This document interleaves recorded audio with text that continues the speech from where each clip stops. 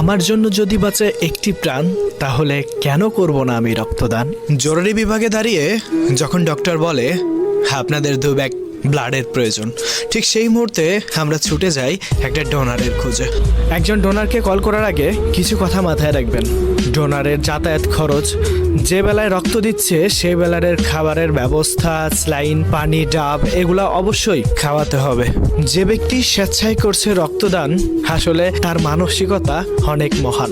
দেখুন, বর্তমান সময়ের সবচেয়ে বেশিরভাগ ডোনারই হয় স্কুল, কলেজ, এমনকি হোস্টেলের ছেলেমেয়ে। তাদের কাছে না থাকে অতিরিক্ত অর্থ এবং তাদের খাবারটাও না হয় বাড়ির মতো।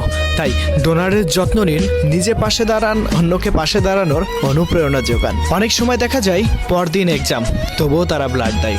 শুধু তাই নয়, এই শহরে এমন অনেক মানুষ আছে যারা নিয়মিত রক্তদান করে। তাদের মধ্যে কেউ শ্রমিক, কেউ ভ্যান চালক, অনেকেই আছে সারাদিন খেটে পেটে রাত্রে গিয়ে স্বেচ্ছায় ব্লাড দিয়ে আসে। দেখুন, আমার আপনার 1 ফোঁটা ব্লাড তৈরি করার ক্ষমতা নেই, তবুও মানুষ স্বেচ্ছায় তার শরীর থেকে প্রায় 500 মিলি রক্ত ডোনেট করে থাকে। আবার যারা 1 ব্যাগ ব্লাড খুঁজে দেয়, তারাই জানে 1 ব্যাগ ব্লাড ম্যানেজ করা কত কষ্টের, কত জায়গায় কল করতে হয়, কত কিছু করতে হয়, তারপরে আপনার জন্য 1 ব্যাগ ব্লাড সংগ্রহ হয়। আপনি হসপিটাল থেকে ফোন দিবেন, এইদিকে সে কত মানুষের সাথে কন্ট্যাক্ট করছে যে এগুলা ম্যানেজ করে দেয়, শুধু তারাই জানে। কিন্তু এগুলা সবসময় হাইড স্টোরিতে থাকে।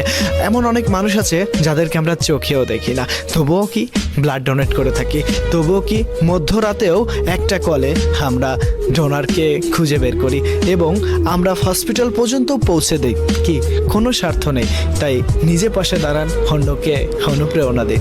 তাই মনের গভীর থেকে সম্মান জানাই তাদের যারা প্রতিনিয়ত এমন মহৎ কাজের সাথে যুক্ত আছে। আপনার 1 ব্যাগ ব্লাডের জন্য হয়তো বেঁচে যেতে পারে একটি প্রাণ, তাই তো আপনাকে জানাই লক্ষ কোটি মায়ের সম্মান।